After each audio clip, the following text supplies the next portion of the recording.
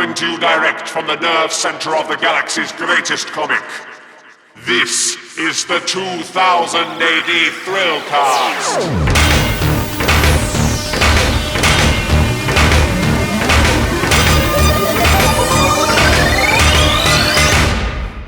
Borag Thung, Earthlets, and welcome back to the 2000 AD Thrillcast. I am your host, Molch-R, and this week we are talking about video games and comics, not just adaptations of comics in video games, but also the other way around, so tie-in comic books. We are joined by Dan Abnett and Chris Robeson, both writers who have experience both ways on video games and comic books.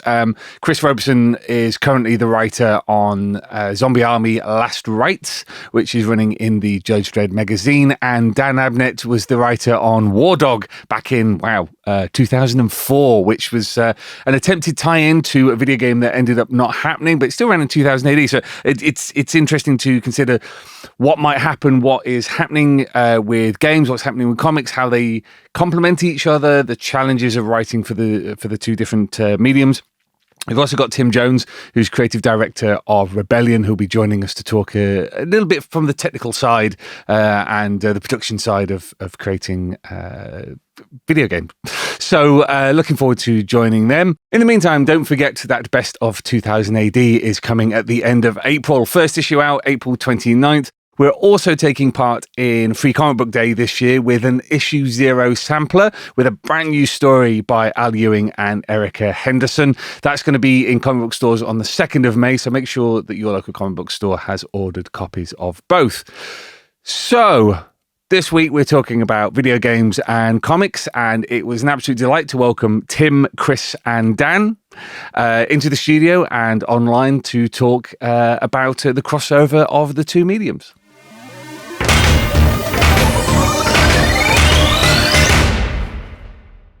Video games and comics. Now, I wanted this episode to kind of focus on the two sides of things because, Tim, we've got you here to talk about turning comics into video games, and Dan, we've got you to talk about turning video games into comics because of your experience with things like Wardog.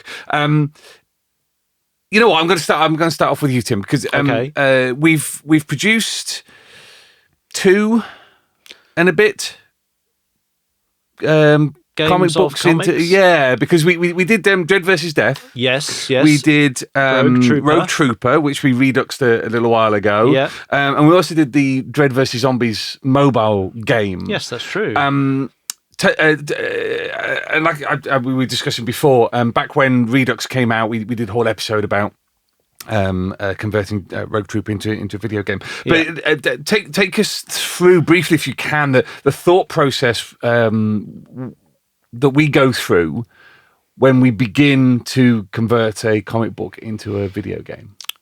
Wow, that's a big question. Yeah. And I think the process we go through now would be very different to what we did back when we did Dredd versus Death, which was a little on the, naive and enthusiastic side, perhaps. Right. I mean, Dredd's world is expansive, spans decades, countless characters and epic stories and all the rest of it. And at the time, it was just like, let's make a game, like a Dredd game. And for a while, it was like, we'll make an open world one like GTA. And, the thing that people still ask us for on Twitter, why don't you just make that? The reason is, it's really hard, and to do that properly would be extremely expensive. And because what was GTA? Something like 100 million or something ridiculous like that.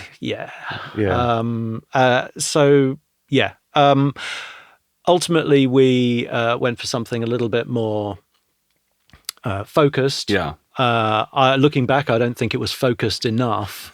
I think we could have done a better job if we'd really really distilled it further into a smaller scale thing in the same way that the Dredd movie did. And it just said right, let's put Dredd in tower block and have him deal with a gang. Right. Okay. Job done. Right. instead of trying to attempt to do the entire city and all of the dark judges and like, let's get all our favorite things in, like with fatties and smokatoriums. I mean, that's the key word there. You said favorite. Now, Yeah. this is something that's cropped up an awful lot, is that sometimes when you're a fan of things, you can't get perspective on them. Do you think that was definitely a case with something like Dredd versus Death? I think that is true. I think I was closer to the fan side at that time, because that was like 20 years ago or something. Like I was, bloody hell. I was a young pup back then. We all were like enthusiastically going, yeah, let's do this.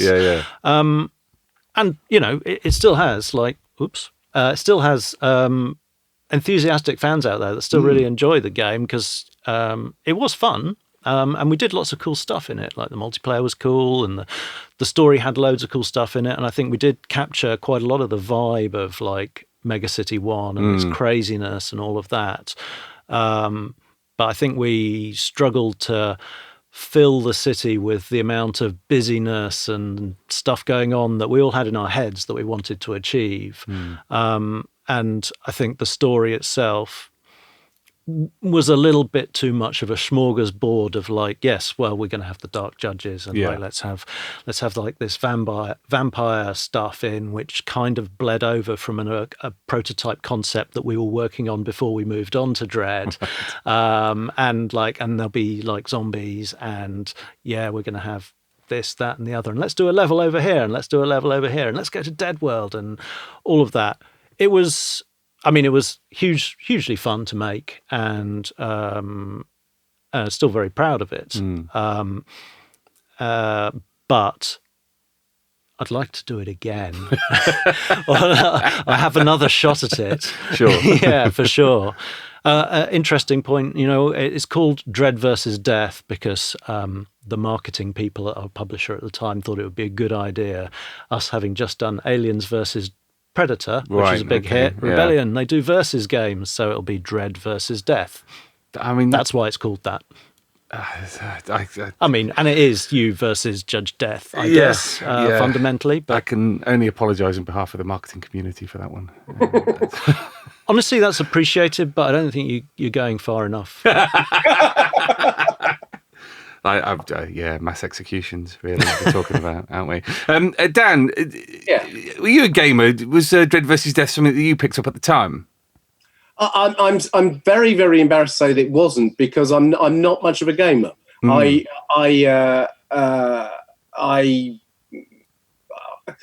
for a number of different reasons, but the principal thing is that I think if I had become a gamer at any point in my life, I would end up not getting any work done. I've that kind of personality where I would get so involved in stuff, I would lose hours and hours. I've seen it happen to other freelancers who shall remain nameless, but they get so drawn into things that's it, and they can lose their love, the entire working life doing that.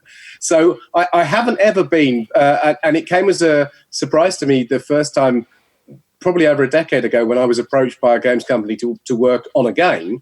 And I said, I don't know why you're asking me. I know nothing about this kind of thing at all. And they said they had come to me.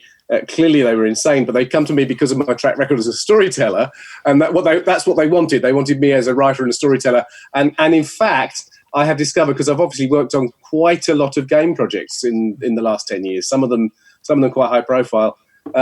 What I've worked on, my complete and utter ignorance of gaming has proven to be often a strange asset, because I'm the guy who can sit there and, not knowing any better, can ask a really stupid question that is so fundamental that most of the time all the games devs around me will just look at me in that kind of, oh dear way. But once in a while it's one of those underlying fundamental questions that no one has asked themselves for a long time, and it makes everything stop, and they go, why do we do it like that? And then you can sort of reinvent stuff.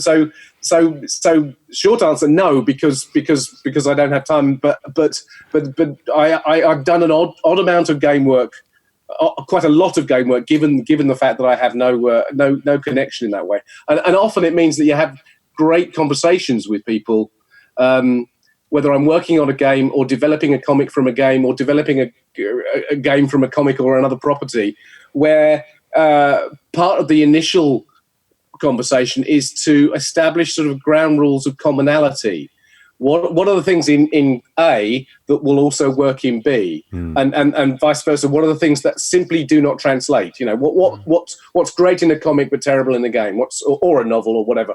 Do you know what I mean? You have to sort of iron those things out as you go along, and it really depends on which way you're coming around. So for instance, when I worked on the Alien game, we had a very, very core body of material to work on. And just as you were saying just then, there was a danger at the beginning, which is like, let's get all our favourite things into it, all our favourite things as a fan of this. And there really was quite a rigorous process of calming that impulse down to sort of working on the very specific things that would make the game work well. And in fact, in that particular instance, we then did a comic from the game. So there was just a process of trying to sort of triage all the great ideas and enthusiasms into something that would actually give a great playing experience, which was obviously the important thing. So often you get a game that, like you said, has got everything in the kitchen sink in, and it's admirable for its scope and actually sort of ultimately very, very dissatisfying to play. So I think it's a case of each specialty sharing their inside track on what makes their thing particularly good, and then cherry picking from the other to make that crossover work. Because I'm not really a gamer either. Basically, I just replay Total War over and over and over again endlessly in my lunch hour. But one thing that I have noticed with friends who are gamers is the increasing importance of storyline, of storytelling in gaming. Yeah. I mean, I think it's always been true.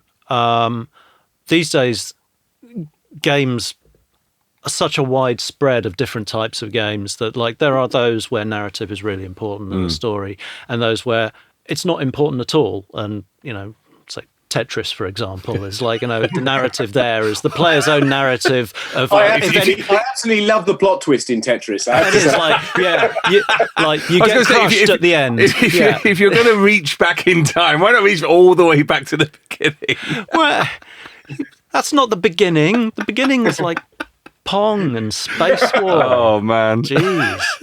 Like, Tetris is like halfway through. That's depressing. That's like Act 2, mate. Yeah.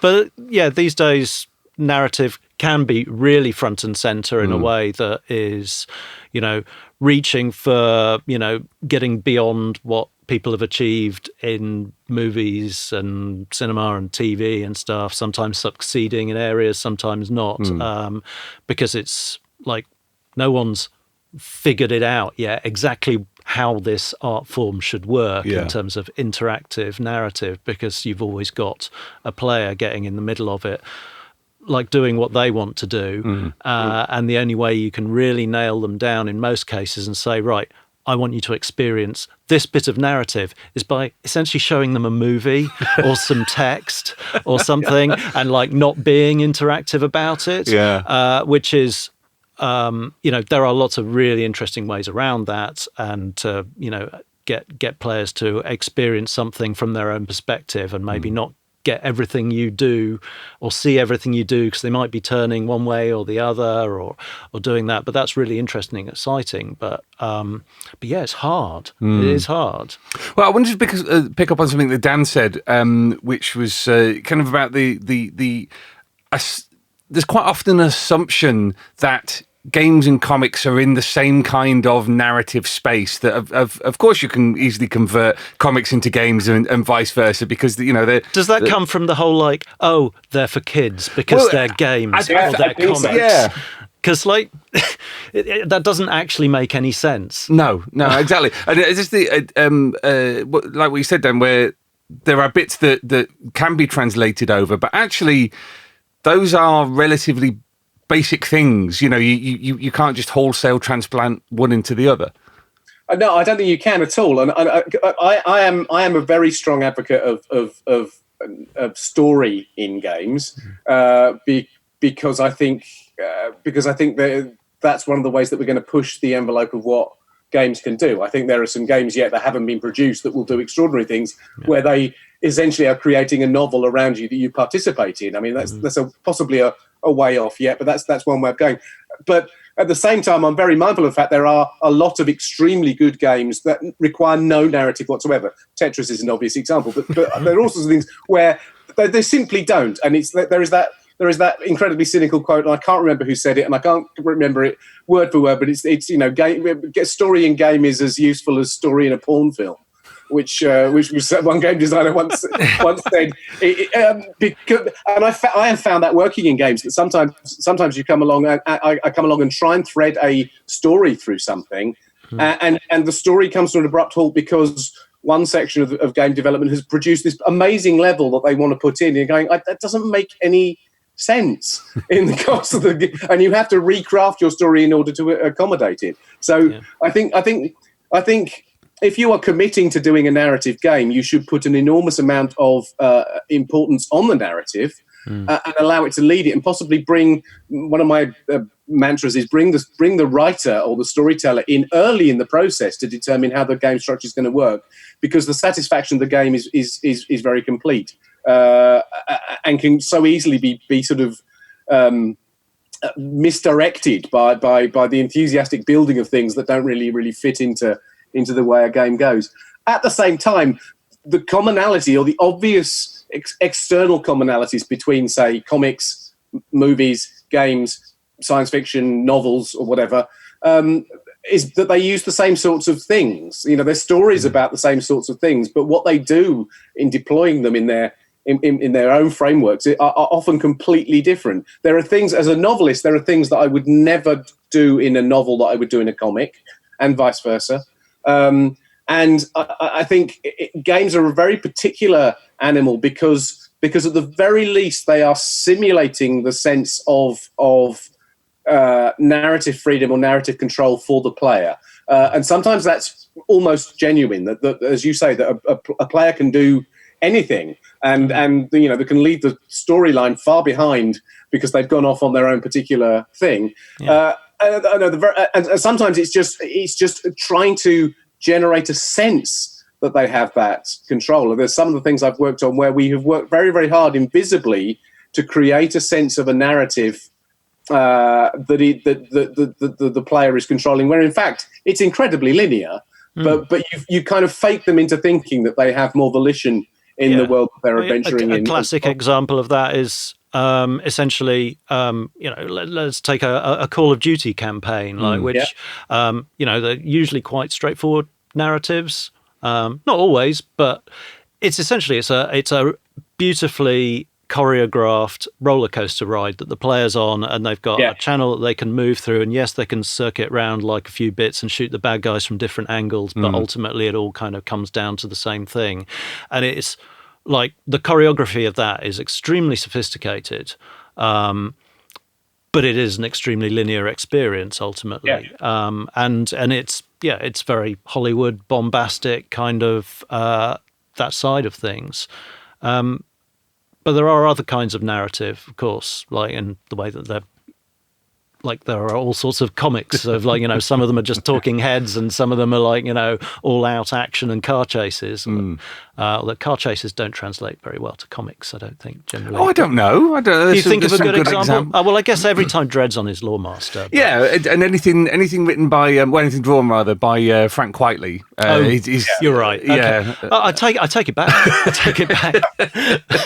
There are certainly ways of faking that effect out. I mean, the Shadow of Mordor games, which borrowed their core engine, I think, from one of the Arkham Asylum games before that, where the Arkham Asylum game was designed to support Batman's Rogues Gallery, so that each time you met a different villain, the Riddler or whatever, they would sort of have some sort of short-term memory of the last time you encountered them in the game. So it made your version of the game bespoke to your playing experience. Yeah. And Shadow of Mordor deliberately borrowed the Nemesis engine and did that for the Orcs characters, who were not as individually distinctive as Batman's Rogues Gallery, but it meant that if you played the game and you fought one and then you met them later on, the game itself would remember that encounter, and there'd be certain lines that it would select which reflected your previous encounter. And I spent a long time of my life that I'm never getting back creating, I think it was something like 120 individual orc characters with names and individual personalities, so the game could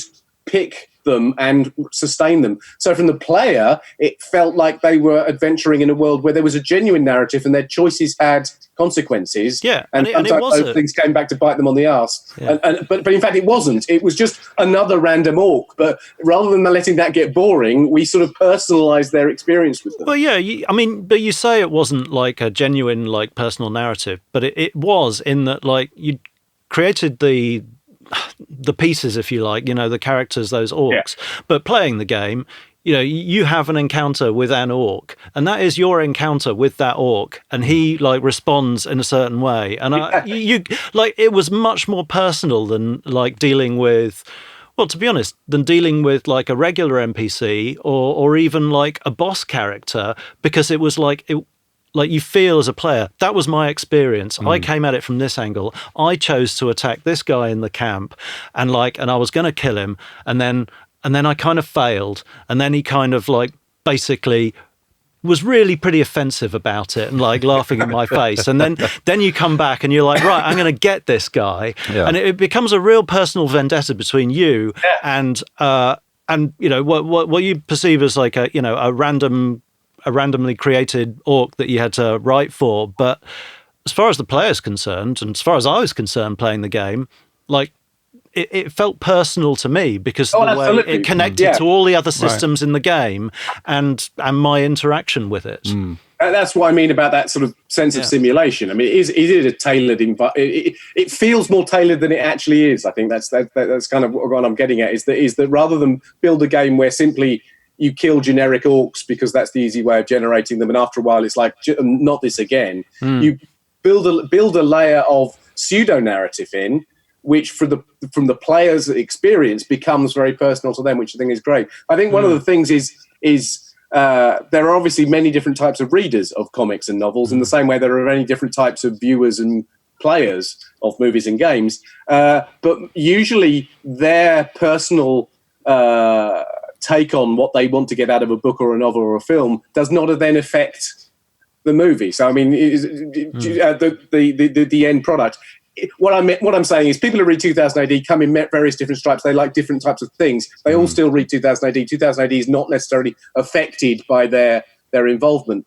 With games, you tend to find that there are some people who absolutely want to bathe in the lore and get involved in the world and dig up every last little clue, become immersed in it, play their character.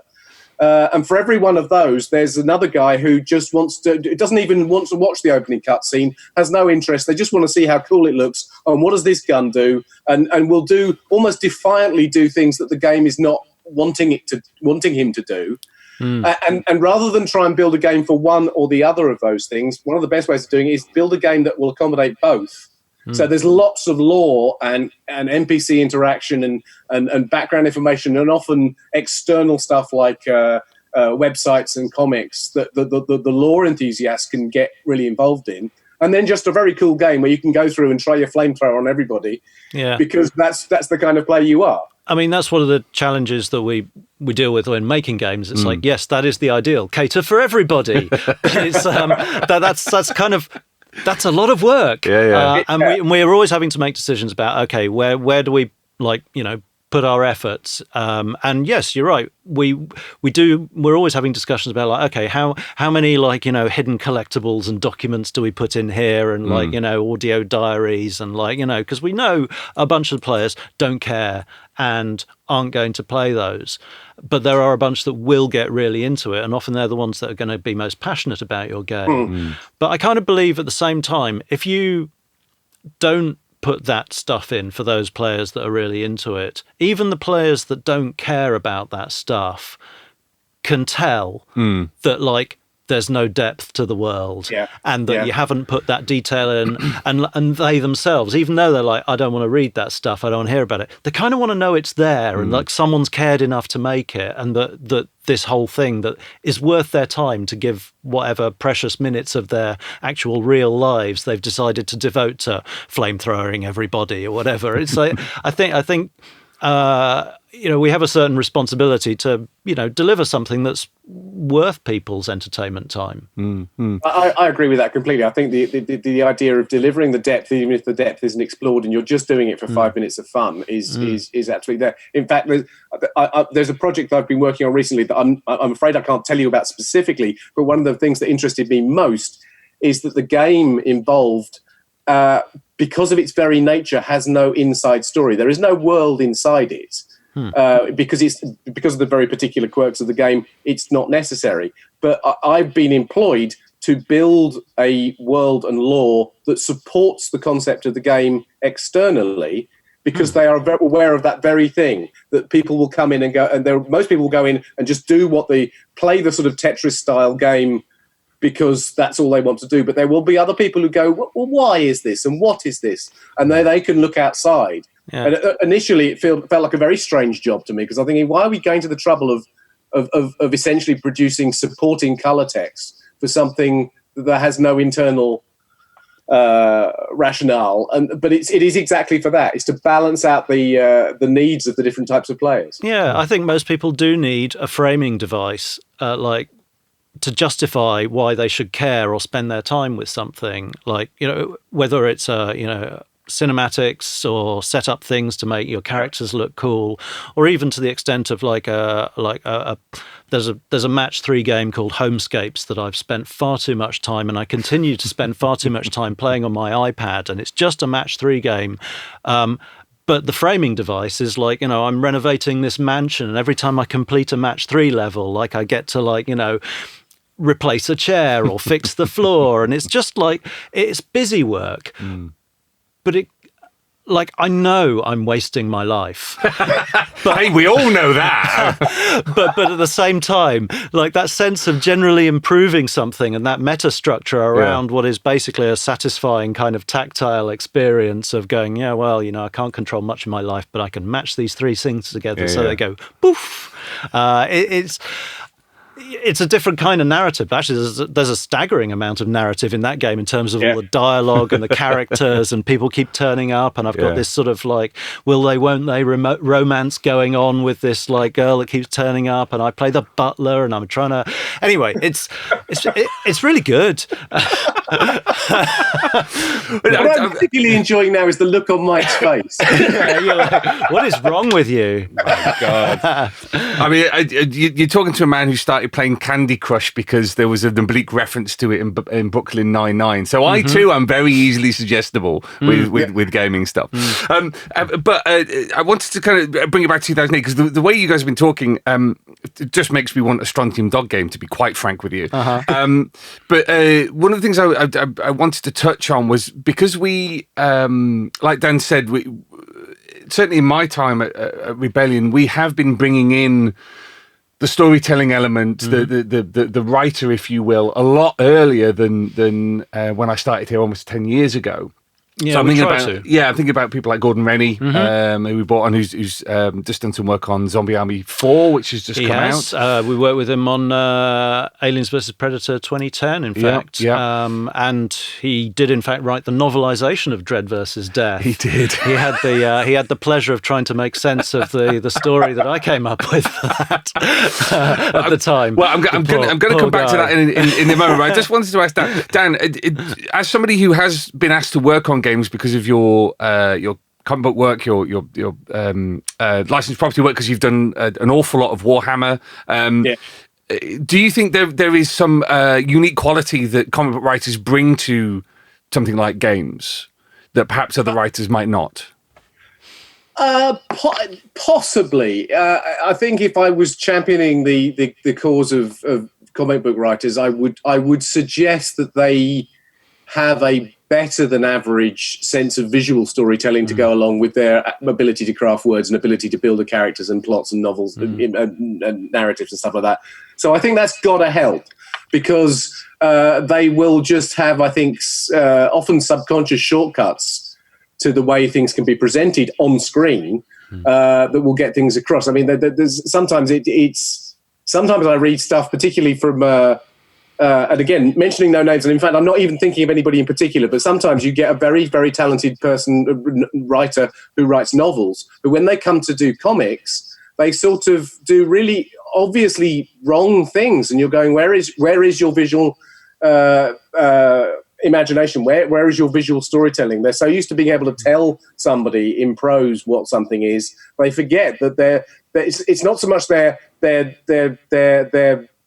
not doing it right. It's they're missing the opportunities that the visual nature of comics gives them to do things almost without words, or in shorthand ways, or in all sorts of subtle other techniques. And if you've been writing comics as I have since the early 1600s, you got those sort of things. When I write a comic strip, I don't necessarily deliberately think about those things. They just happen in the way I'm writing a script. That has got to be an advantage when it comes to trying to design a narrative that is going to be seen, possibly actually seen and not even heard, because a lot of people will play a game with the sound down. They're playing it on the bus and they haven't got headphones, and they just need to be able to see what's going on. So I think that does help. But I think having a good grasp of how narrative can be successful and satisfying, which is often the case for non-comic writers as well, is a really useful thing to have. And I actually, quite apart from the fact that I have really enjoyed working on games over the last decade or so, because it was such a new way of trying to focus my ability as a storyteller. By the way, I hate the word storyteller. It makes me sound like Dreamweaver. Is my favorite. But do you know what I mean? It's like I thought I had honed my craft pretty well in the things that I did, and then I realised that here's a whole new application where I've got to think in different ways. And in many respects, it was like taking my professional ability to the gym and giving it a really good workout on all kind of weight machines that I'd never tried before. Because there were things that I would sort of automatically do to begin with that would have worked brilliantly in a novel or a comic, but was sort of not appropriate for a game. And I had to think of ways think of techniques of putting them into games that worked in a better way. So I think maybe comic book writers have got a head start, because they're already thinking literally visually rather than imaginative visually. They're trying to think of they're writing scripts that are being given to an artist to interpret and present. So they're already thinking in those terms. That's got to be an advantage. Anybody coming from any discipline outside games, entering into games and going, there are so many things that you just simply can't do, and you just go, okay, and then we'll have this happen, and everybody will look at you and go, no, we can't, because you can't guarantee that's going to happen next, or at all, or in that room, or and you have to sort of float out of that. I think the idea of trying to build narratives of games that have the fluidity and multiple options that really will exploit a game can do. And obviously, as you were saying, that's massively expensive. That is something that that's a long-term goal. But eventually, I think we will get to a point where the player has almost complete volition to enter into the game, not in an open world sense, but they enter into a game narrative, and the narrative actually adjusts around them depending on their choices, not just in superficial or cosmetic ways, constrained within the way the game designers have built it, but actually in a branching way, which I think is a really interesting thing. But I've learned a lot, and I honestly think that some of those things have now fed back into what I do in novels and comics. That the sort of, again, a phrase I hate, but thinking outside the box, not coming at it in the conventional way, because in games you often can't, has been a really valuable experience for me. Yeah, that's so cool. I mean, I kind of agree with that. And it's certainly the philosophy we try to go with, particularly on games like Sniper Elite, where we want the gameplay to be as emergent as possible. Like it's a sandbox that we give to the player. Like they can go in, they can literally go whichever direction they want on the level. They can choose things, do things in any order. Like if they shoot they shoot a bad guy over here, or they punch his mic. Yeah. If they punch the mic, then if they shoot a bad guy over here, well, that's going to alert those guys over there. But if they do it quietly, or if they go around here, or they'll set up the trap, or they'll do this, or they'll just scope out the whole situation. It's just, we have to have all our game systems and our AI systems to be able to deal with all those eventualities in interesting emergent ways, and we strive to make it like not a controlled scripted experience that the player goes here and then you see this animation and then that happens, and then it's like it's got to be able to like respond to what the player does, and then we've a narrative around that in various levels. Like we'll have like the larger scale narrative, which is essentially linking the levels together and like, this is why I'm doing this mission or that mission. But then there's the smaller scale narratives of like, okay, well, but this is what's happening in this environment here. That's why these people are here. This is what they're doing. Oh, there's these documents over here that you can look back and see and read and see the other, like, underlying things going on, or even down to like using your binoculars and looking at an NPC and then it bringing up the details about like, this is, Joe the Nazi and he, misses his dog. And then the player can kind of make their own sort of individual, like micro narrative of like, well, should I kill this guy? Or actually, I'm going to leave him, or I'm going to hunt him down, or I'm going to specifically deal with him in this way. And some of those, like, stories or narratives are not necessarily perfectly aligned with the fantasy that we're creating of like being a World War II ultimate sniper on a mission. But they're still valid for the player who's essentially just entertaining themselves at the same time as being entertained by us. And I don't know, you just got like lots of different layers going on. And I think there's so much more that I think we can do or could do and are going to discover we can do as we do more sophisticated things with AI and dialogue and emergent stuff there. Which is, challenging and interesting. But I think, like the stuff you're talking about in Shadow of Mordor, that touches on similar kind of things. And, and rightly, lots of people were, it got lots of credit for what it did with the Nemesis system, because it was, a really interesting sort of meta narrative kind of thing that was emergent. So this seems like the perfect moment to welcome onto the podcast and into the discussion Chris Roberson, who's the writer on the Zombie Army comic book that's running in the Joe's Dredd magazine. Welcome, Chris. Glad to be here. Excellent. Well, it's the perfect moment for you to join us because we've been talking about the choice and the narrative and the storytelling that's been inserted into video games and how sometimes writers who've worked in comics might not have a particular advantage in that. But I want to switch it around and talk about adapting video games into comics because this is something that both Dan and you have experience with. You're obviously working on the Zombie Army comic, which is running in the magazine at the moment. And Dan has an experience a few years ago in the early days of Rebellion's ownership of 2000 AD with Wardog. I'll come on to Which that. Is a game that never actually came out. Yeah, exactly. It's wonderful. But first off, I want to talk to you, Chris, a little bit. Tell us about the process that you went through on adapting Zombie Army into a comic book, because you've chosen a very particular narrative with the characters that are in the game. Do you want to tell us a bit about the choices that you made when you were coming up with the concept? Yeah, so I've done a few comic adaptation or spin-offs of video games, and the experience is usually the same, where I'm given lots of kind of pre-production materials. The game is not done by the time I'm working on the comic. So what I'm given are game elements and scripts and maps and, dossiers on characters. And usually I'm not adapting the story of the game so much as I am introducing the world of it, the characters of it. And that was certainly the case here. And with Zombie Army, it was a particular challenge because we had to introduce both the world and the characters, reintroduce it for people that might be familiar with the original Zombie Army trilogy of games. And then for people who were unaware of the previous games, introduce them to this new game.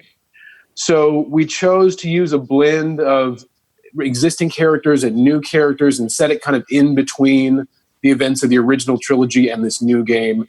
And then also worked with the game developers to introduce the mechanics of the game.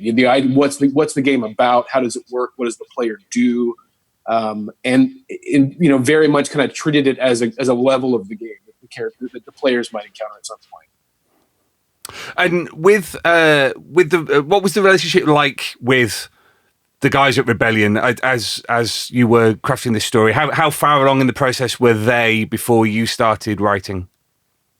I think they were pretty far along. So they gave me pretty healthy reams of material to draw from, but it was not so far along that they were done. So in tandem with doing the comic, I was also working on the Zombie Army novel, Fortress of the Dead, that just came out. And in both of those cases, there were instances where sometimes they would ask me to tweak something to make better use of a game mechanic or better use of like the setting, or to make it more in line with the lore. And in a few cases, they would ask me to tweak things, for example, descriptions of settings, because they thought, oh, this might be a fun level to introduce later in the game. And if we did these things to it, it would make it easier to, import into the game as DLC later on or something like that. So it was still an ongoing process for them, but they were very much farther along than I was. Yeah, I mean, that's a very good example of the sort of things that, we like to do here at Rebellion. There's always a lot of push and pull between, writing and making the game. And when you get the writer involved, especially if they're external rather than internal, because making games is so iterative and you're changing stuff all the time, and there's lots of things that you can't necessarily control that you have to take account of. When you've got the writing going on as well, I know traditionally it's often the case of here's our game. Now, can you write us a story on top of it? Which is far from ideal, obviously. Yeah. And the earlier you get the writer involved, the better. But, that's not always possible. But we do try and have a free flow as much as possible. And if the writer's got some ideas, then we can kind of tweak things back the other way, or at least look at what they're doing and take inspiration from it. And Chris's work on Zombie Army it was great fun. He did a great job on the comic and the novel as well. And has indeed seeded some ideas for some cool stuff coming down the line. So yeah, excellent. Because I think there's always an assumption, and we kind of touched on this earlier, that people who consume games also consume comics, also consume sci-fi novels and things like that. But quite often, those realms are quite separate. So can there be a bit of difficulty of kind of connecting all these experiences up when we're creating a shared world that's being shared between different mediums? It's certainly challenging. Obviously at Rebellion, we cover all of those things. We are a multimedia company. Well, I don't know. So, for most of us here, we're fans of all of that. We read the comics and we're, like to think we know what would be cool in one or the other. I think that the challenge for us is making something or allowing something to be made that would satisfy the fans of each particular genre. Like for Zombie Army, you don't want to just have a comic that doesn't stand on its own as a comic, that makes proper use of the panels and the visuals and the characters and dialogue and things. And on the game, you're determined to punch those over, aren't you? I hate them. I must destroy the microphones. On the game side, that we don't just want to tread through a linear story that you've got no interaction with. Yeah. We had a similar thing with Strange Brigade, which itself, over the course of the development of the game, evolved a lot and changed a lot as we were iterating it and figuring out what it was. Yeah. But we already had planned to do a collection of short stories around the characters that we could use to introduce the characters as a novel. But there's also been the further tales that were in the magazine from a comic book front, and all of those are great fun in their respective genres. The book is terrific, the comics are terrific, and really proud of the game as well. And I'm not sure where I'm going with this. I'm just it's just we like to not treat them as oh, this is just the cash in thing. We want to do it properly. Yeah. Well, Chris, one question I want to ask you was, when you have a game which is offering as much choice as Tim and his colleagues can put into it, are you trying to, in a comic book and the novelization, reflect what it's like to be playing the game, or is it about the story? I think both, because I play a lot of video games, and one of the things I like most about them is the narrative of them. So, I mean, I feel like the game itself already has story built into it. It always has like in addition to just the events of what happens, just kind of like a way that a game unfolds, right? And so, yeah, very much in approaching the plots of anything that takes place in the game world, as much as possible, I like to structure it like, this is what it's like to play a game, and sometimes it can be something as simple as like, a boss fight at the end after you've worked your way through a number, minions or something like that, or like different objectives that you have to do to accomplish the goal or something like, or just the physical layout of the geography of the space that you have to navigate. Those are definitely things that I take into account, and I'm definitely thinking of my experiences playing the games and how do I turn that into a narrative in a different medium. Mm-hmm. Dan, I want to come back to you because, like I said, you have a slightly different experience of adapting a video game because, as Tim said, you adapted a video game that didn't actually exist. Story of my life. Which was Wardog back in the early days. In this. Whoa. Oh my God! You came prepared. Wow! Nice. I couldn't even find our archive copy of that. That is my archive copy. Yeah. Wow. Because I mean, that was back in the day when Rebellion bought 2000 AD from IPC. It was very much, the story was they're buying it to adapt these stories into video games, so we can expect lots of video games. And then we had something like Wardog, which was intended as the map for a game, really, wasn't it? Yeah, I mean, it was like it was more than the prototype. Like it was in development for quite a while. Was like a top-down 3D RPG single player story experience. It was really ambitious, like there'd be characters to talk to, and in this sort of post-apocalyptic world, I think Dan, what do you remember of who the character was? I barely remember yesterday, so very little. I think it was 2004 we did it, well, first of all, I would say I agree with Chris completely. Is that when you're approaching something like this, the essence is to make sure that it's a good comic, rather than, as we've been saying, some sort of just tie-in that makes no sense of itself unless you know what it's related to, and that it gives you a sense of the world more than great if it gives you some idea about what the gameplay is going to be like. But it certainly gives you a sense of the tone and atmosphere of the world that you will be connecting to if you play the game as well. And I think that's a really, really important thing. But absolutely, I think we've all seen, not just in terms of comics, but everywhere, the idea of the reason that tie-ins of any sort had such a bad rep for such a long time is they were always just cheap cash-ins on something. So the essence is to try and make something that it has its own validity as a piece of as a creative enterprise on its own without the reliance on something like that. So interestingly, with Wardog, I remember getting, really loads and loads of great input and guidance as to what the game was going to be like. And obviously, the game never appeared, so I can say without a doubt that my comic Wardog is the most brilliant representation of that game. It was just superb in every level. You'd have to trust me, but it was. But absolutely. There was a real sense of wanting to produce something that was a legitimate comic of its own right. It could just be another strip in 2000 AD or the magazine. If you weren't told or you didn't know that it was related to a game, it didn't feel there was something lacking. Do you know what I mean? It was like, this could just be a new character that I invented, pitched to Tharg, and he said, yes, go for it. Let's do this as a comic.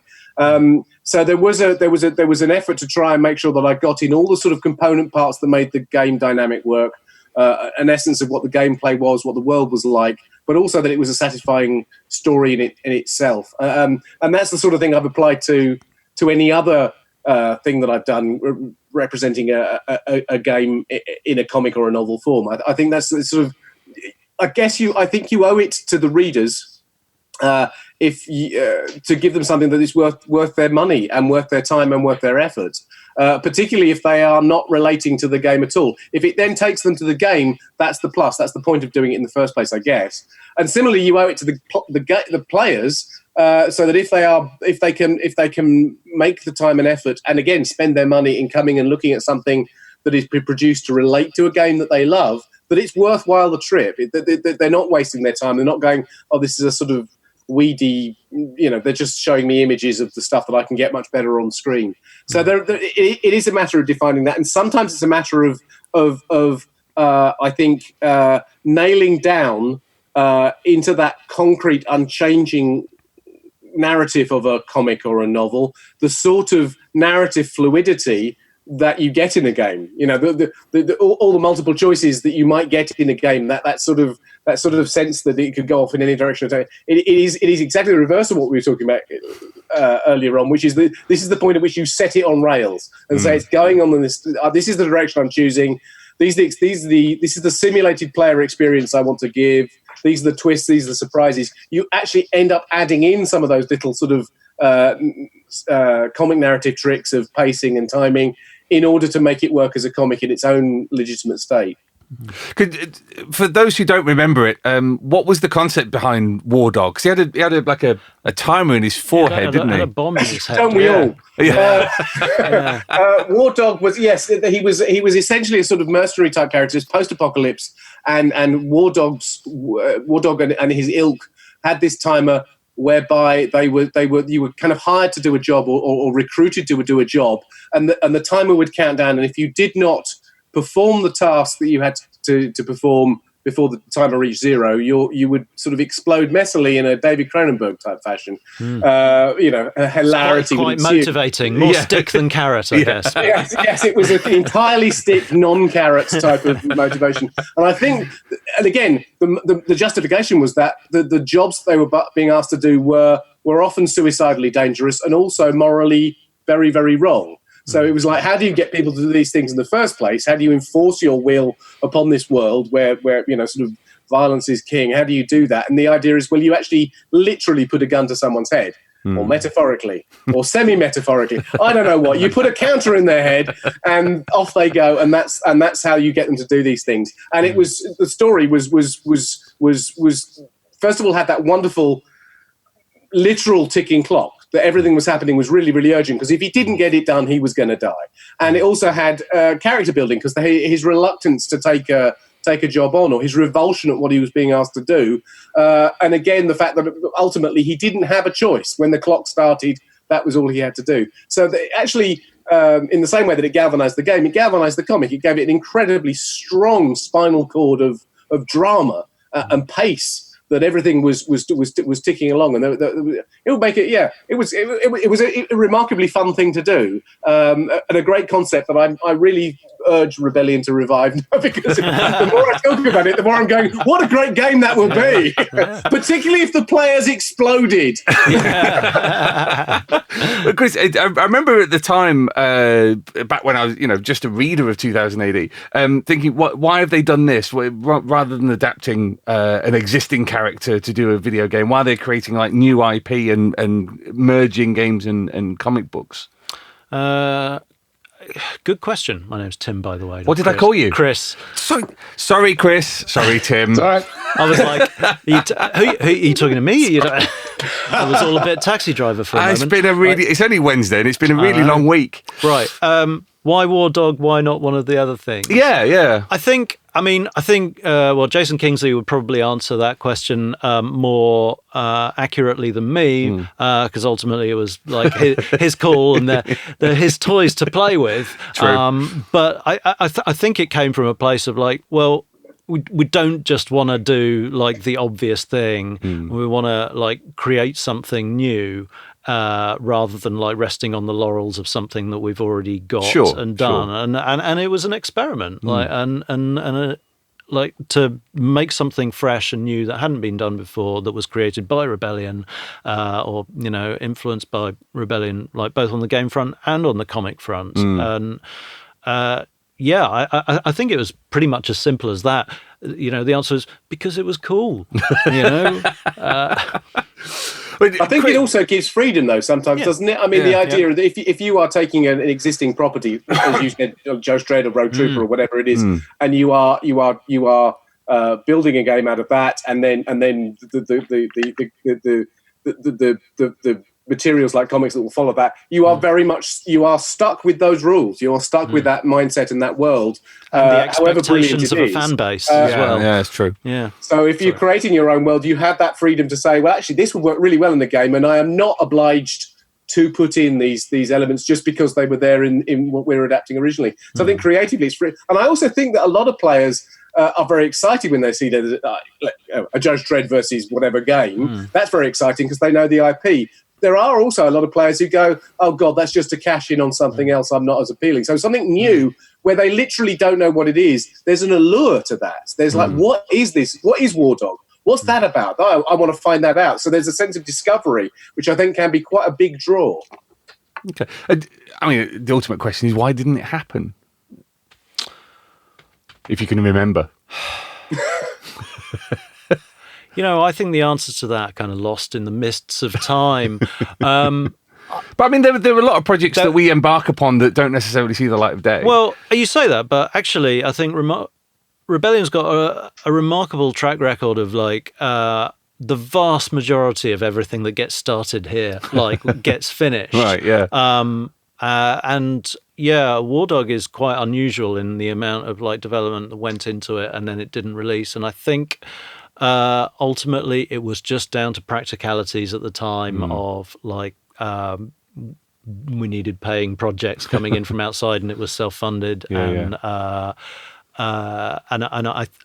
think it was just boring practical reasons that that got in the way, I think. But again, that's a question for Jason, I think. Fair enough. But, Chris, an actual Chris, not fake Tim Chris. Just going back to talking about Zombie Army, because it was something that Dan was talking about just now, about the kind of speed and drama and intensity of playing a game and translating that into a comic book.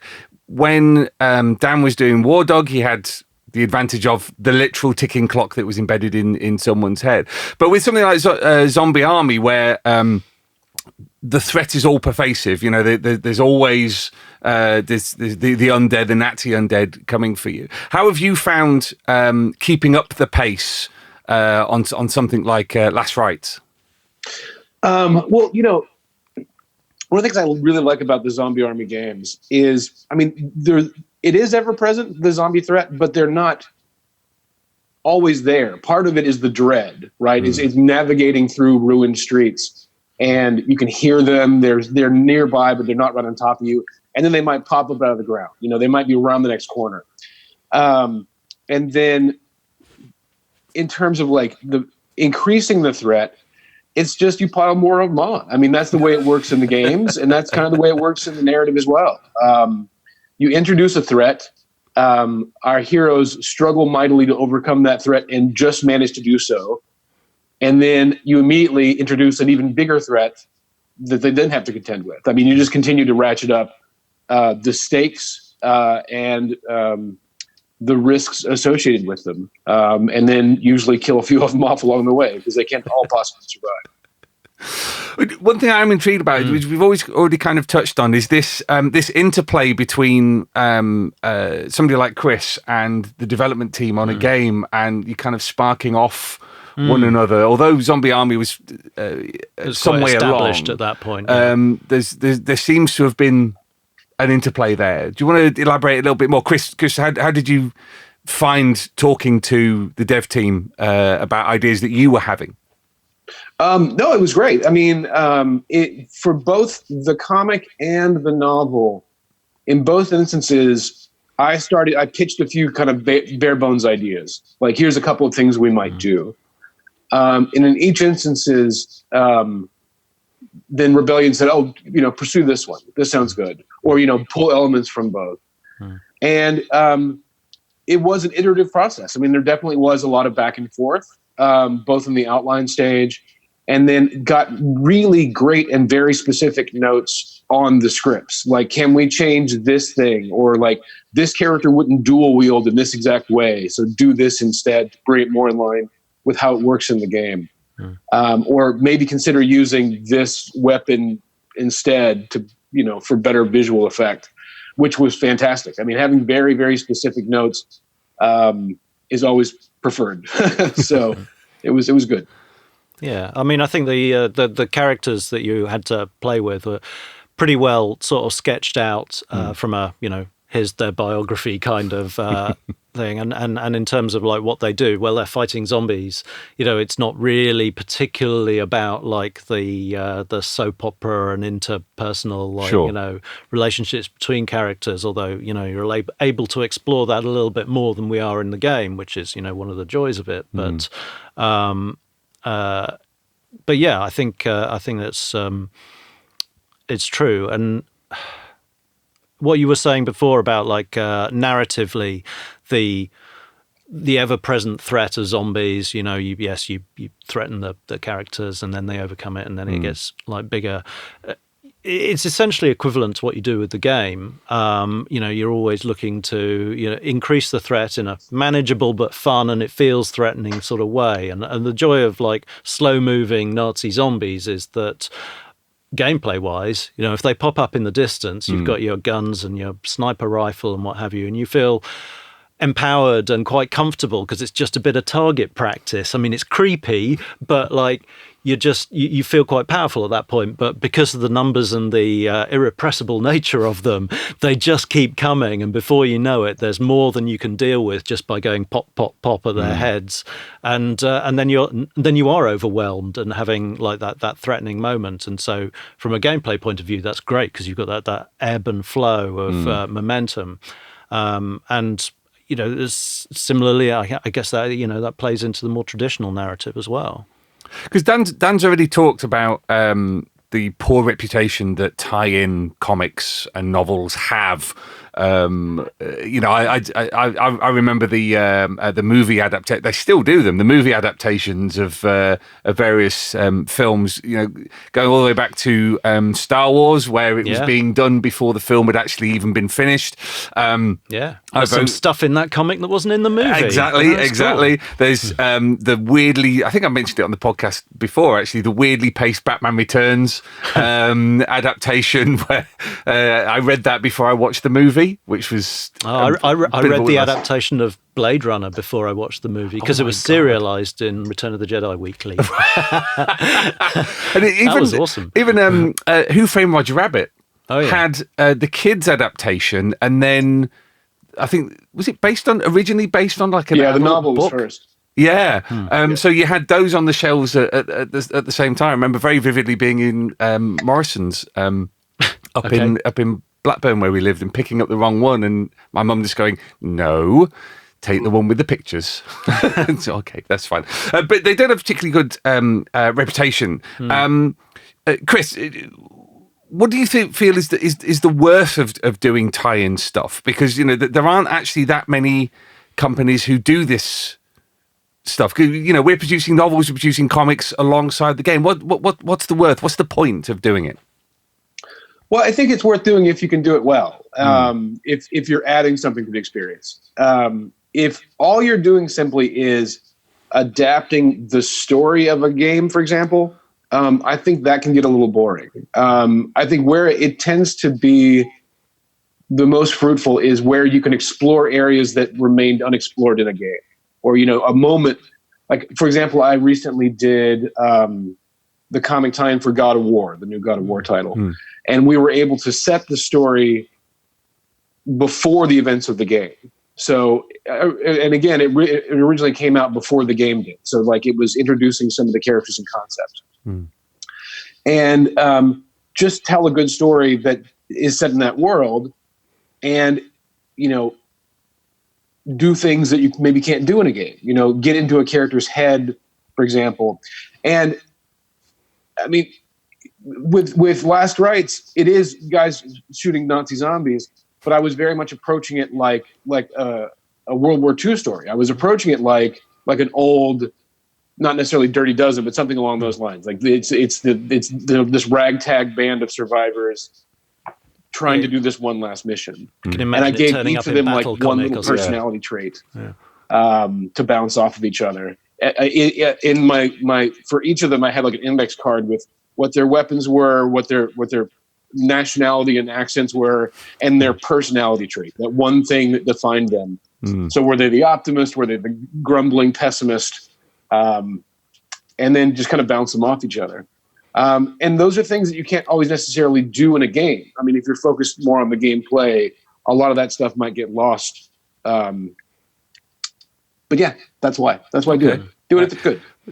Dan, what's your take on that? I think Chris is absolutely right. Do it if it's good. When I started writing comics and everything else, tie-ins did have a terrible reputation. That the idea of the essentially the novel or comic adaptation of a movie, but it's a long and ignoble tradition that goes back a very long way. People have been producing tie-ins for a very long time, and an awful lot of things that we take for granted today are actually tie-ins, and we don't even notice that they are. Sort of an awful lot of my career has been spent as a tie-in writer, and I've always approached it like if I'm interested in doing a job, just do the best version you can. Don't just do this is just an adaptation or a tie-in. I don't have to spend as much effort in it because that's exactly why they've got a bad reputation. You mentioned the Star Wars novelization. I think that was, although it's credited to George Lucas, I think it's actually Alan Dean Foster, who is the king of tie-ins, and it's actually a really good book. It's a really well-written novel that as a kid I absolutely loved. And there's so many examples of people. One of the biggest compliments I get paid on things like some of the Warhammer stuff, backhanded compliment is that was so much better than it needed to be. And when people say that, that's the moment where I go, that sort of vindicated the effort I put into it, because it needs to be as good as it possibly can be. And I do like the fact that the tie-in grew up originally as in comics and novels and everything else, and sort of plastic cups and merchandising as a way of creating a promotional halo around something like a movie. It was just more stuff to generate more income and also help promote it by word of mouth. And, when Star Wars came out and we didn't have the benefit of getting it on DVD 3 months later, the comic and the novel were the only ways that we could repeat the experience of Star Wars without paying to go to the cinema again, which was a much bigger deal. So I think they had a very particular role to play that was actually very, very important and robust, right up to the advent of the interweb and every joy that, where suddenly there were much more immediate ways of communicating all those things.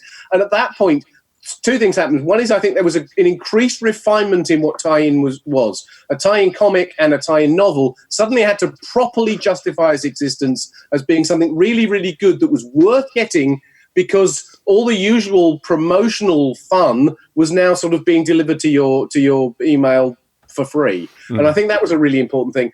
The other really important thing that's happened, I think, in the last 20 years, which I think we should all be incredibly grateful for, is, and it has had downsides, and we won't go into that because that's a completely different podcast, but the emergence into the mainstream of genre, typified by the Marvel movies and the success of that, but it was seen everywhere. The high number of genre shows there are on Netflix, popular stuff appearing all over the place. The number, all of these things. There's been an explosion where suddenly what was a very niche, incredibly passionately loved but very niche thing suddenly has broken out into the mainstream in a way that it is cool. It's no longer sort of frowned upon to have sort of nerdish impulses and want to do those sorts of things. So suddenly there is both a market and an appetite for things that go beyond the usual audience that would exist for those sorts of things. In many respects, despite those downsides, it is a sort of wonderful golden age for science fiction, for comics, and for games and that kind of stuff, because there is a mass appeal, a genuine mass appeal to be tapped into, and that means that you don't have to you sort of don't have to stint on what you produce. You don't have to produce a kind of simplified version of a movie or a game in comic form in order to produce a good tie-in, because you're no longer appealing to an audience that is not savvy, that doesn't understand these things. A general modern audience, even if they don't know that Peter Parker is Spider-Man, they do know who Spider-Man is now. And if you show them something, they expect to get something that is more than a simplistic retread of what the movie did. And I think that's great, because it means that the tie-in writers, which is no longer a badge of shame, we have our own union. Do you know what I mean? I'm no longer. When people ask me, I used to, what do you do for a living? I say, I'm a writer. And they say, what do you do? What sort of things do you write? And I would sort of mumble shamefully about the sort of things that I did. And now, and the response would be, oh, they're not a proper writer then. And nowadays, there is no, in fact, people get more animated and excited when I tell them the sort of things I do, because those sort of things are now of a general mass interest. And I think that is a great, it's great for us as creatives. It's great for the genres that we love, but it also raises the game and raises the standards of the sort of things that we need to produce.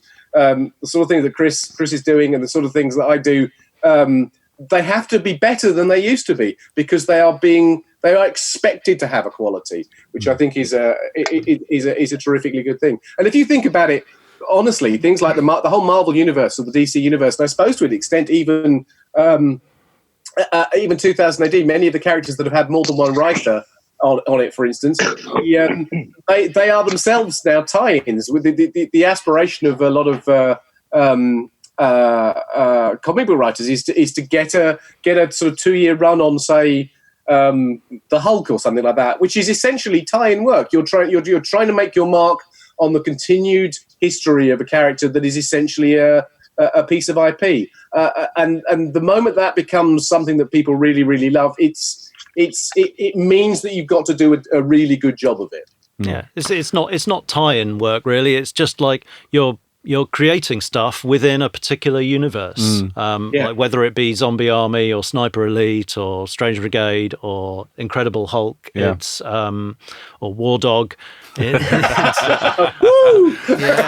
I mean, this is where I point out that I grew up reading Dan's Galaxy Rangers work. There you go. All back in the 80s. There you go. Yeah. Still got them for unknown reasons. I saw a complete box mint set of all the toys in a vintage shop the other day. Wow. And I went, goodness me, look at that. Galaxy Rangers, that brings back shocking memories. So. Hey, to 8-year-old me, that was great. Thank you. Thank you. But I kind of want to move on, because this is the 2000 AD podcast. But we've explained why we can't have a GTA style Judge Dredd game. But one of the things that I think has really come out in this discussion is about ways in which you can create the notion of an expansive of a sandbox, of a larger game than people might not necessarily realize. So what would be the ways that, I'll include Chris in on this, but what are the ways that we could create games based on 2000 AD characters that wouldn't be GTA, but would still work, would still be immersive, would still have that element of being 2000 AD characters? How would that work? How would we do that? How would you craft it as a writer or a dev team? Well, I mean, to be honest, it's something I think about a lot, because it's, an exciting prospect. I think from a gameplay perspective, you need to identify something that, like a gameplay mechanic or a way of interacting with your game or the world you're creating that is identifiably meaningful to that character, whether it be Dredd, say, for example, and focus everything around that. I think a distilled experience is probably the way you're going to best give the impression of a wider world. Like, for example, if you were to do like a game that was focused entirely around kicking in people's apartment doors and then finding a reason to arrest the people inside, or that basic aspect of like being a judge in Megacity 1, of like going from apartment to apartment and seeing if someone was committing a crime, or just checking if people were okay, or like, looking for a murderer there. And it's just like, you never go outside of this apartment block or a corridor. Like, then you could really, really go deep on the details of like what it looks like in these rooms, how they live, what you can interact with there. Do all the sinks work, or is that not really relevant to the game, but like certainly like peepholes or intercoms, or how the doors are operated, and can you kick them in, how they interact with like your lawgiver, like does high X blow them in, or like do I set off the like the fire suppression systems if I do that. Yeah. And you can really get into real like detail if you focus on an area and then go, right, what are the rules of this? And if the player like chooses to use the tools you've given them, which if you're Dredd are presumably your day stick and your lawgiver, and maybe a intimidating voice, then you kind of then I think that for me, that would be the most interesting way to, and probably the most fruitful way to get something meaningful out of one of the characters, rather than trying to go, and we're going to make the entire universe and all of these thousands of characters, and you can go everywhere and do everything, because then you're just going to like dilute everything you do and do none of it properly. Dan, what's your feelings on that? I agree completely. I mean, you mentioned that right at the start of that conversation about the early Dredd game, where it was where the enthusiasm had brought everything in it. You can see that happening with almost all of the other big IPs that are happening at the moment, where rather than trying to make, for instance, a game of something as big as the Marvel Universe or Middle Earth, people are narrowing down onto something that can be very, very specific as a very specific gaming experience. And I think that is true of any strip in 2000 AD. I mean, any strip in 2000 AD, be it a strip with an enormous amount of continuity and history like Judge Dredd or Strontium Dog, or a comparatively new one, you would still need to refine your focus down in order to choose something that gave you a characteristic flavour. And it doesn't have to be, I mean, it has to be a sort of complete thing in itself, but it doesn't have to reflect that whole universe. I think people will be much more entertained by one aspect of Dredd's universe done brilliantly well in a compelling way that makes you want to come back. And what you were just describing there, to me, sounds brilliant. Yeah, I know, I'd be into it as well. It's fantastic. It takes me back to that. There is a great game called Papers, Please. Have you seen that? I was thinking about that earlier, actually. A huge fan of that game. Incredibly simple game where you're simply and it's very simple graphics, but you're simply a border control officer who's got to pass papers. And if you pass somebody that comes through your window slot that shouldn't be passed. It's the most ridiculously simple game done in this sort of East German pre-wall coming down graphic style, but it's compelling. It's so good, and then to do that as to Judge Dredd going house to house, going, what is the crime here? What is this crime in this room? Is a brilliant idea. So I think if you can focus down like that, it gives people what they want because it gives them a satisfying, and it doesn't stop you then doing another game that focuses on a different detail, and then another game that focuses on Judge Death, and then, do you see what I mean? You make the most of a small amount, and it delivers greater rewards. The other thing I would say is that any game for any character, Judge Dredd, Slane, Sinister Dexter, whatever it is, any game should have in some respect the quintessence of that character. Almost that if you play the game, you either, let's use Dredd as an example, you either get a sense of what it would be really like to stand next to a judge, or indeed Judge Dredd himself, even if you don't then explore the whole of Mega City 1. So to have a moment where you feel you're connected, not to a clever game that's been created to fit into a universe, but a sense that you are touching the character that is the reason that you read that strip every week. So whatever it is, if it was for instance, if it was the Slane game, it wouldn't necessarily have to have Slane in it. But if there was a sense that Slane was sitting at your side, narrating it as a saga, do you know what I mean? That to me would have that kind of connective prickle. Some 2000 AD strips are so comparatively simple and linear. I'm thinking from my own point of view of Brink at the moment, where you could do a very simple deductive game about Brink because it is so literally claustrophobic that it constrains you from the word go and therefore lends itself to that sort of storytelling. But the the great big dynamic worlds of some of the 2000 AD strips. I think it is that matter of taking that quintessential tiny bit of it that is unmistakably that thing and doing that brilliantly, and by extension in your mind you are there in that world. I mean, it sounds an awful lot like what Alex Garland said about doing the Dredd movie, was that they couldn't afford to do the whole city, so they just did one city block. And as you say, Dan, got the essence of Dredd without necessarily doing all the kind of peripheral you can do stuff. a couple of scene-setting vistas. And then the rest of it, you're focused on the detail, and you can maybe see out of the windows occasionally. Yeah. And that's, suggested stuff on TV screens, and that's just smart world building. Yeah. Chris, what's your take on this? No, I think I agree with everything that's been said. I mean, to use another example, this is a little bit different because it is more of an expansive world, but one of the best games I've played in recent years was Sony's Spider-Man game, which suggested the whole of the Marvel Universe, but you could never leave Manhattan. And the most fun I had playing it was just swinging around, high-fiving friendly strangers, and stopping, pickpockets. There were story missions to do, but I would spend entire nights just wandering around doing that. And they did such a great job of capturing that character that it suggested that whole world, because you can see little bits of business, billboards over here, news stories, or you could see the headlines in the newspaper that told you that this whole other world was happening outside of your little character's experience, but it was focused entirely on him and his personality.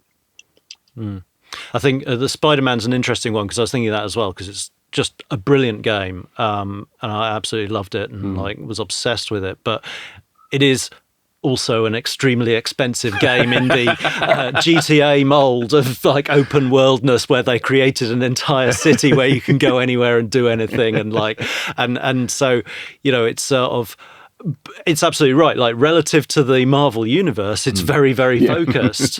But yeah, it's also extremely expansive in scope. But absolutely brilliant writing in that, and story and the way it clearly reacted to the player as well. Often in that kind of open world game, you're just bimbling around doing your thing, and there's a mission over here, and there's a little thing, and you do that, and maybe you're off on this mission, but there's someone's doing a carjacking over there, and and you go, well, I can't be bothered with that, I'm going to carry on with the story mission.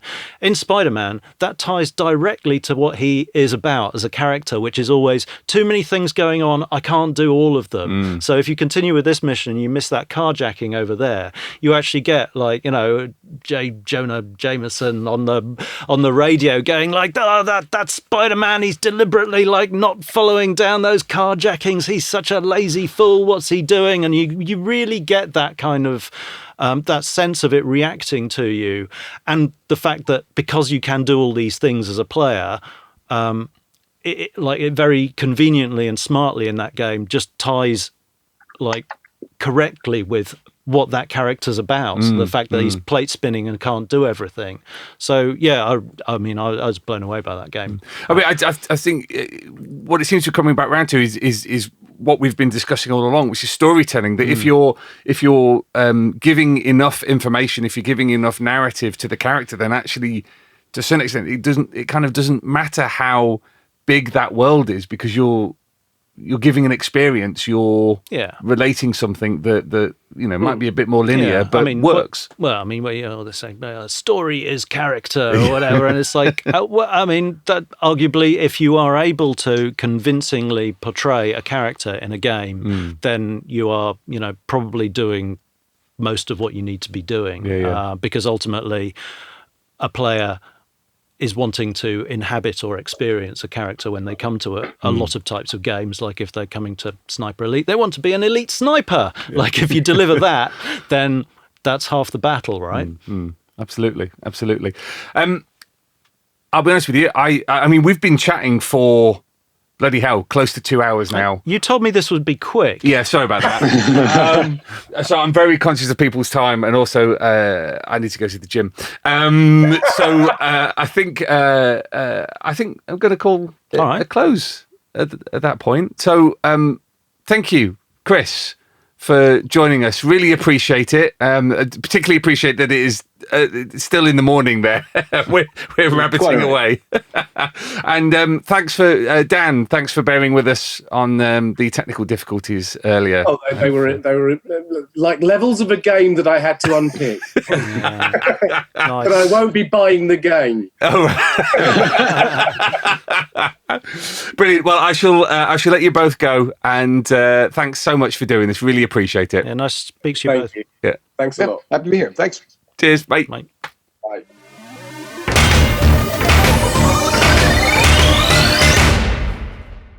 Well, thank you so much to Chris and Dan and Tim for joining me. And I hope you enjoyed that conversation as much as I did. It was great to go down various different avenues, looking at the different ways that writers deal with working in different mediums. So, yeah, absolutely fascinating stuff. And fingers crossed for more 2000 AD games in the future. So, until next time, Earthlets, we've got some great guests lined up over the next few months. In the meantime, enjoy this episode. Spread the word amongst your friends rather than anything else. And we'll see you in 2 weeks' time. Splundig Verthfrig, Earthlets.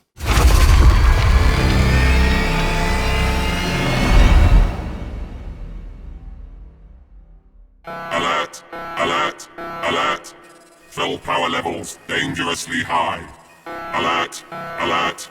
Read 2000 AD every week. Ask your comic book store or newsagent now. Subscribe to the galaxy's greatest comic at 2000ADonline.com.